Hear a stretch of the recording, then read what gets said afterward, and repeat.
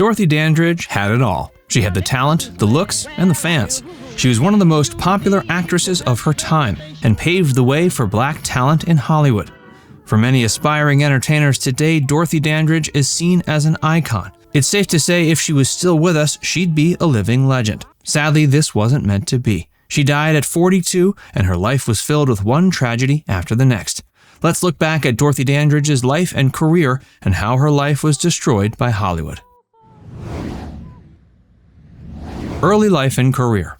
Dorothy Jean Dandridge was born November 9, 1922, in Cleveland, Ohio. Her father, Cyril, was a Baptist minister. Her mother, Ruby, was an actress, best known for her work in the radio production of Amos and Andy and feature film A Hole in the Head. While her parents split when Dorothy was young, Ruby Dandridge was still heavily involved in her children's life. Ruby created a dance act for Dorothy and her sister Vivian, and the two performed under the name The Wonder Children. The two sisters toured the country under the supervision of Ruby's female lover, Geneva Williams, who was often harsh with the daughters. Dorothy and Vivian would seldom attend school and continued to perform until the Great Depression hit. Work came to an end in this period, and the sisters returned to a normal life. However, upon finishing school, Dorothy began seeking parts in film and radio programs. She and Vivian teamed up once again, this time as the Dandridge sisters, and began touring the country. They became popular throughout the country and soon began performing at famous nightclubs, including the Cotton Club. Dorothy, in particular, was getting more attention. She sought work in films, sometimes with her sister and sometimes on her own. Much of her early work included bit parts in so-called race films, which were made primarily for black audiences. Her first major film role was in the 1940 film Four Shall Die, in which she played a murderer. But she didn't get roles she liked. She was bombarded with stereotypical roles, similar to what her mother would take. Before we tell you more about Dorothy Dandridge's life and career, be sure to give this video a like and subscribe to Factsverse if you haven't already.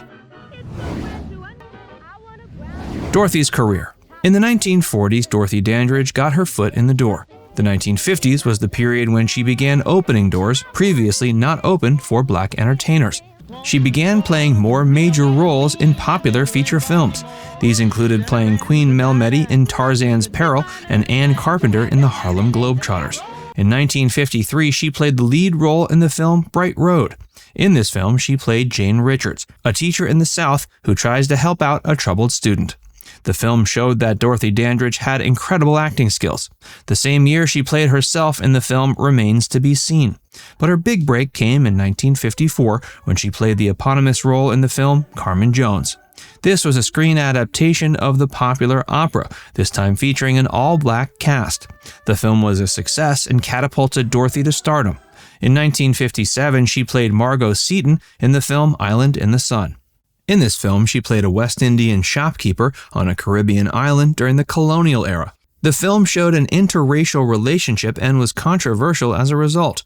While Dorothy wasn't the lead actress, she showed immense bravery by acting in a film that wasn't afraid to challenge social attitudes. 2 years later, she co-starred with Sidney Poitier in the hit musical film Porgy and Bess. With this film, she showed she was meant to be a leading lady. In 1960, her stardom traveled across the pond when she appeared as a leading lady in the British film Malaga alongside Trevor Howard. Her final film role was in Marco Polo alongside Alain Delon, which still hasn't been released. The film was made in 1962. She also made occasional appearances as herself on shows such as The Ed Sullivan Show. She had become popular as an actress, singer, and sex symbol. It seemed like she would become one of the biggest stars of her generation. But 3 years later, in 1965, she passed away. The tragedy of Dorothy Dandridge. When Dorothy was still a nightclub performer, she met dancer Harold Nicholas, one of the two Nicholas brothers, who later made film appearances himself. She married Harold on September 6, 1942, and had a child with him, Harolyn Suzanne Nicholas. Sadly, her daughter eventually got brain damage and suffered tremendously from the condition. Dorothy was private about her daughter's condition for much of her life. She also had a troubled marriage with Harold, who was a womanizer and eventually left his family. Dorothy also lamented the fact that she was often given work, both on screen and in nightclubs, because of her good looks. She knew that she and other talented black entertainers would often be dismissed because of their race. She knew that many black women only got opportunities because of their looks, from film producers who wanted to exploit their beauty. She also rejected one role after the next, as so many offers were meant to be stereotypical and demeaning.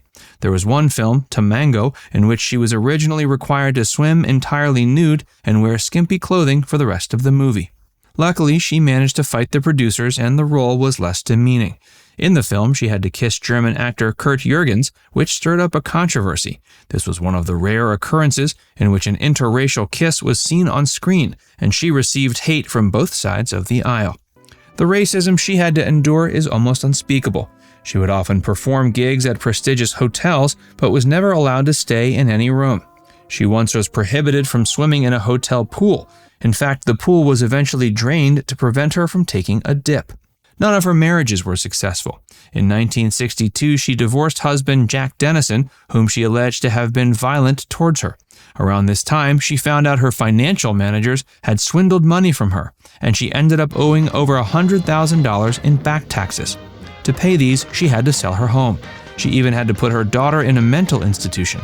On screen, one couldn't keep their eyes off of Dorothy Dandridge. Off-screen, away from the spotlight, her life was tragic and could repel anyone who couldn't handle the intense drama she faced. The legacy of Dorothy Dandridge. Dorothy Dandridge died September 8, 1965 in Los Angeles. She was 42 years old. Her cause of death was listed as an accidental overdose of antidepressant medication. Her life and career were short-lived, yet her impact was incredible. To this day, she's remembered as an icon of American cinema and a trailblazer for black entertainers. And yet one can't help but think she'd have been an even bigger star had it not been for the circumstances of her life. She began her career when opportunities for black entertainers were few and far between. But many black entertainers owe some of their success to Dorothy Dandridge. Actress Halle Berry eventually appeared in a biopic called Introducing Dorothy Dandridge in 1999. It was clear that, decades after her death, her contributions to American entertainment had not been forgotten. As we see a generation of great black actresses come of age, we must always remember the trailblazers who paved the way. We shouldn't forget the tragedy of Dorothy Dandridge, a life destroyed by Hollywood. Now it's time to hear from you.